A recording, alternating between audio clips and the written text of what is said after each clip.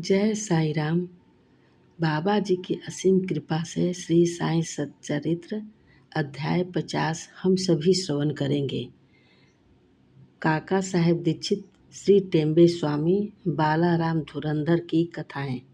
मूल सच्चरित्र के अध्याय 39 और 40 को हमने एक साथ सम्मिलित कर लिखा है क्योंकि इन दोनों अध्यायों का विषय प्रायः एक सा ही है। अब सच्चरित्र का अध्याय 51 यहाँ पर 50वें अध्याय के रूप में लिखा जा रहा है। इस अध्याय में काका साहेब दीक्षित, श्री टेम्बे स्वामी और बालाराम धुरंधर की कथाएं हैं। प्रस्तावना। उन श्री साईं महाराज की जय हो जो भक्तों के जीवन धारक एवं सद्गुरु हैं। वे गीता धर्म का उपदेश देकर हमें शक्ति प्रदान कर रहे हैं। हे साईं, कृपा दृष्टि से देखकर हमें आशीष दो। हमें जैसे मलय गिरी में होने वाला चंदन वृक्ष समस्त तापों का हरण कर लेता है, अथवा जिस प्रकार बादल जल वृष्टि कर लोगों को शीतलता और आनंद पहुँचाते हैं, या जैसे बसंत में खिले फूल ईश्वर पूजन के काम में आते हैं, इसी प्रकार श्री साईं बाबा की कथाएं पाठकों तथा श्रोताओं को धैर्य एवं सांत्वना देती है। जो कथा कहते या श्रवण करते हैं वे दोनों ही धन्य हैं, क्योंकि उनके कहने से मुख तथा श्रवण से कान पवित्र हो जाते हैं। यह तो सर्वमान है कि चाहे हम सैकड़ों प्रकार की साधनाएं क्यों न करें, जब तक सद्गुरु की कृपा नहीं होती तब तक हमें अपने आध्यात्मिक ध्येय की प्राप्ति नहीं हो सकती। इसी विषय में यह निम्नलिखित कथा सुनिए। काका साहेब दीक्षित। श्री हरि सीताराम उपनाम काका साहेब दीक्षित सन 1864 में बड़नगर के नागर ब्राह्मण कुल में खंडवा में पैदा हुए थे। उनकी प्राथमिक शिक्षा खंडवा और हिंगनघाट में हुई। माध्यमिक शिक्षा नागपुर में उच्च श्रेणी में प्राप्त करने के बाद उन्होंने पहले विल्सन तथा बाद में एल्फिंस्टन कॉलेज में अध्ययन किया। सन 1883 में उन्होंने विधि स्नातक LLB और कानूनी सलाहकार सॉलिसिटर की परीक्षाएं उत्तीर्ण की और फिर वे सरकारी solicitor firm messrs little and company में कार्य करने लगे। इसके पश्चात उन्होंने अपनी एक सॉलिसिटर फर्म शुरू कर दी। सन 1909 के पहले तो बाबा की कीर्ति उनके कानों तक नहीं पहुंची थी, परंतु उसके पश्चात वे शीघ्र ही बाबा के परम भक्त बन गए। जब वे लोनावाला में निवास कर रहे थे तो उनकी अचानक भेंट अपने पुराने मित्र नाना साहब चांदोरकर से हुई। दोनों ही इधर उधर की चर्चाओं में समय बिताते थे।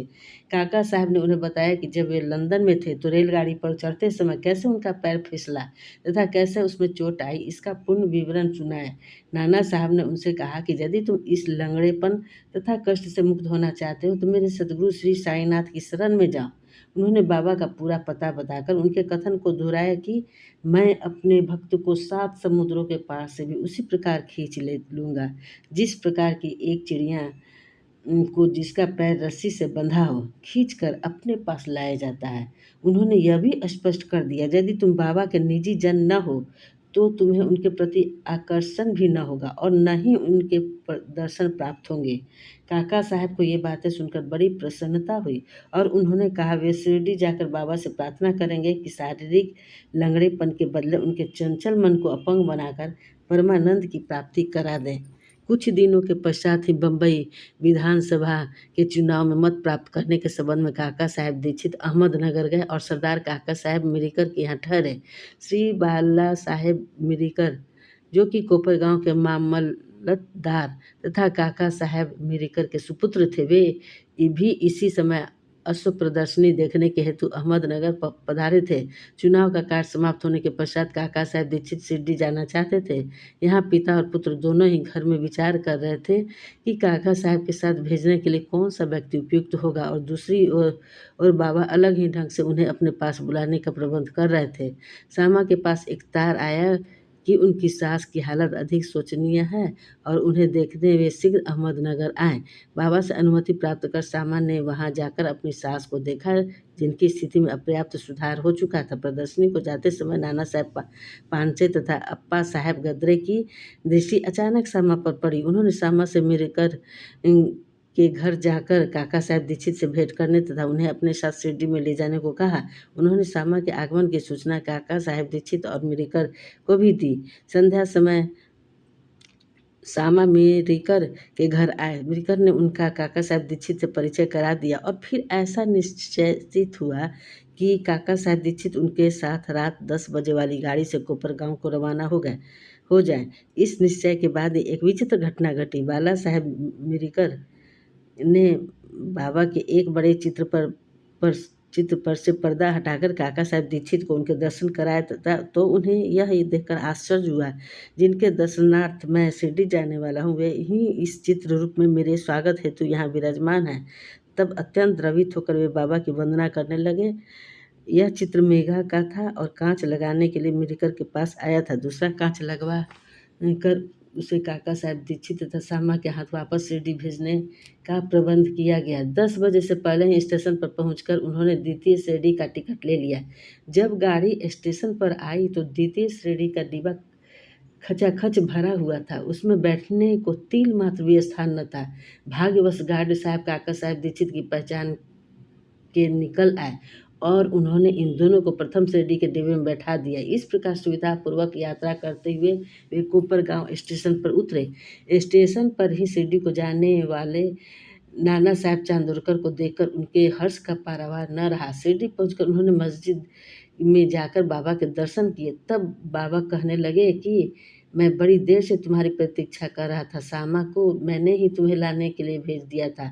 इसके पश्चात काका साहब ने अनेक वर्ष बाबा के सानिध्य में व्यतीत किए। उन्होंने शिरडी में एक बड़ा दीक्षित बाड़ा बनवाया, जो उनका प्राय अस्थायी घर हो गया। उन्हें बाबा से जो अनुभव प्राप्त हुए वे सब स्थानाभाव के कारण यहाँ नहीं दिए जा रहे हैं।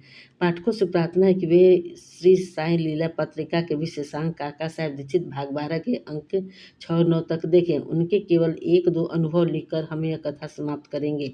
बाबा ने उन्हें आश्वासन दिया था कि अंत समय आने पर बाबा उन्हें विमान में ले जाएंगे, जो सत्य निकला। तारीख 5 जुलाई सन 1926 को वे हेमाडपंत के साथ रेल से यात्रा कर रहे थे। दोनों में साईं बाबा के विषय में बातें हो रही थी। वे श्री साईं बाबा के ध्यान में अधिक तल्लीन हो गए। तभी अचानक उनकी गर्दन हेमाडपंत के कंधे से जा लगी और उन्होंने बिना किसी कष्ट तथा घबराहट के अपनी अंतिम श्वास छोड़ दी। श्री टेम्बे स्वामी। अब हम द्वितीय कथा पर आते हैं, जिससे स्पष्ट होता है कि संत परस्पर एक दूसरे को किस प्रकार भ्रातृवत प्रेम किया करते हैं। एक बार श्री वासुदेवानंद सरस्वती, जो श्री टेम्बे स्वामी के नाम से प्रसिद्ध हैं, ने गोदावरी के तीर पर राजमहेंद्री में आकर डेरा डाला। वे भगवान दत्तात्रेय के कर्मकांडी ज्ञानी तथा योगी भक्त थे। नांदेड़ निजाम स्टेट के एक वकील अपने मित्रों के साथ उनसे भेंट करने आए और वार्तालाप करते करते श्री साईं बाबा की चर्चा भी निकल पड़ी।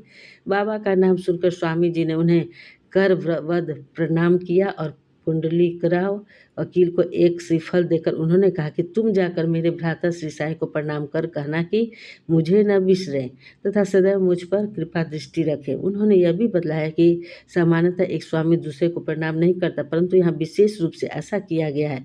श्री पुंडलिक राव ने श्रीफल लेकर कहा कि मैं इसे बाबा को दे दूंगा तथा आपका संदेश भी कह दूंगा। 1 मास के पश्चात ही पुंडलिक राव अन्य मित्रों सहित श्रीफल लेकर शिरडी को रवाना हुए। जब वे मनमाड पहुँचे तो प्यास लगने के कारण एक नाले पर पानी पीने गए। खाली पेट पानी न पीना चाहिए, ये सोचकर उन्होंने कुछ चिवड़ा खाने को निकाला, जो खाने में कुछ अधिक तीखा सा प्रतीत हुआ। उसका तीखापन कम करने के लिए किसी ने नारियल फोड़कर उसमें खोपरा मिला दिया और इस तरह उन लोगों ने चिवड़ा स्वादिष्ट बनाकर खाया।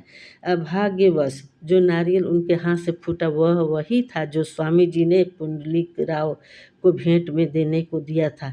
शिरडी के समीप पहुंचने पर उन्हें नारियल की स्मृति हो आई। उन्हें यह जानकर बड़ा दुख हुआ कि भेंट स्वरूप दिए जाने वाला नारियल ही फोड़ दिया गया। डरते डरते और कांपते हुए वे शिरडी पहुंचे और वहां जाकर उन्होंने बाबा के दर्शन किए। बाबा को तो यहाँ नारियल के संबंध में स्वामी से बेतार का तार प्राप्त हो चुका था। इसीलिए उन्होंने पहले पुंडलिक राव से प्रश्न किया कि मेरे भाई की भेजी हुई वस्तु लाओ। उन्होंने बाबा के चरण पकड़कर अपना अपराध स्वीकार करते हुए अपने चूक के लिए उनसे क्षमा याचना की। वे उसके बदले में दूसरा नारियल देने को तैयार थे, परंतु बाबा ने यह कहते हुए उसे अस्वीकार कर दिया कि उस नारियल का मूल्य इस नारियल में से कई गुना अधिक था और उसकी पूर्ति इस साधारण नारियल से नहीं हो सकती। फिर वो बोले कि अब तुम कुछ चिंता न करो, मेरी ही इच्छा से वह नारियल तुम्हें दिया गया तथा मार्ग में फोड़ा गया है। तुम स्वयं कर्तापन की भावना क्यों लाते हो? कोई भी श्रेष्ठ या कनिष्ठ कर्म करते समय अपने को कर्ता न जानकर अभिमान तथा अहंकार से परे होकर ही कार्य करो, तभी तुम्हारी शीघ्रता से प्रगति होगी। कितना सुंदर था उनका यह आध्यात्मिक उपदेश। श्री बालाराम धुरंधर 1878-1915। सांता क्रूज बम्बई के श्री बालाराम धुरंधर प्रभु जाति के एक सज्जन थे। वे बम्बई के उच्च न्यायालय में एडवोकेट थे तथा किसी समय शासकीय विधि विद्यालय गवर्नमेंट लॉ स्कूल बम्बई के प्राचार्य भी थे। उनका संपूर्ण कुटुंब सात्विक तथा धार्मिक था। श्री बालाराम ने अपनी जाति की योग्य सेवा की और इस संबंध में एक पुस्तक भी प्रकाशित कराई। इसके पश्चात उनका ध्यान आध्यात्मिक और धार्मिक विषय पर गया। उन्होंने ध्यानपूर्वक गीता, उसकी टीका, ज्ञानेश्वरी तथा अन्य दार्शनिक ग्रंथों का अध्ययन किया। वे पंढरपुर के भगवान विठोबा के परम भक्त थे। सन 1912 में उन्हें श्री साईं बाबा के दर्शनों का लाभ हुआ। 6 मास पूर्व उनके भाई बाबुल जी और वामन राव ने शिरडी आकर बाबा के दर्शन किए थे और उन्होंने घर लौटकर अपने मधुर अनुभव श्री बालाराम व परिवार के अन्य लोगों को सुनाए। तब सब लोगों ने शिरडी जाकर बाबा के दर्शन करने का निश्चय किया। यहाँ शिरडी में उनके पहुँचने के पूर्व ही बाबा ने स्पष्ट शब्दों में कह दिया कि आज मेरे बहुत से दरबारीगण आ रहे हैं। अन्य लोगों द्वारा बाबा के उपरोक्त वचन सुनकर धुरंधर परिवार को महान आश्चर्य हुआ। उन्होंने अपनी यात्रा के संबंध में किसी को भी इसकी पहले से सूचना न दी थी। सभी ने आकर बाबा को प्रणाम किया और बैठकर वार्तालाप करने लगे।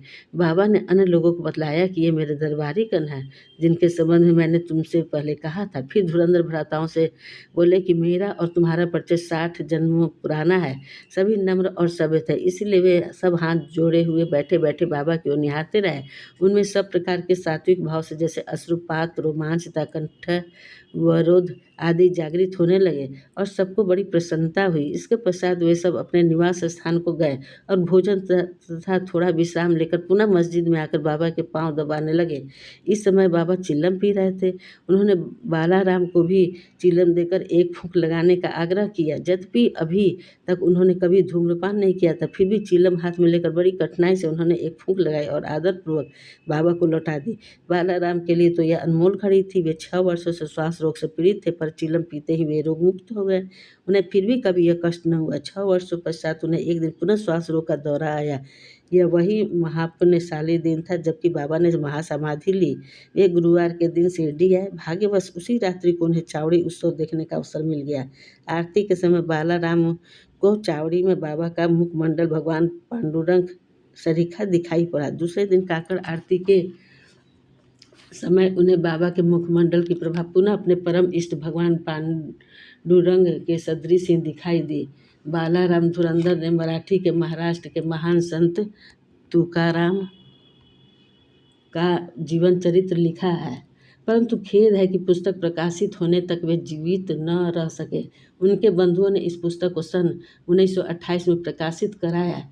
इस पुस्तक के प्रारंभ में पृष्ठ 6 पर उनकी जीवनी से संबंधित एक परिच्छेद में उनकी शिरडी यात्रा का पूरा वर्णन है।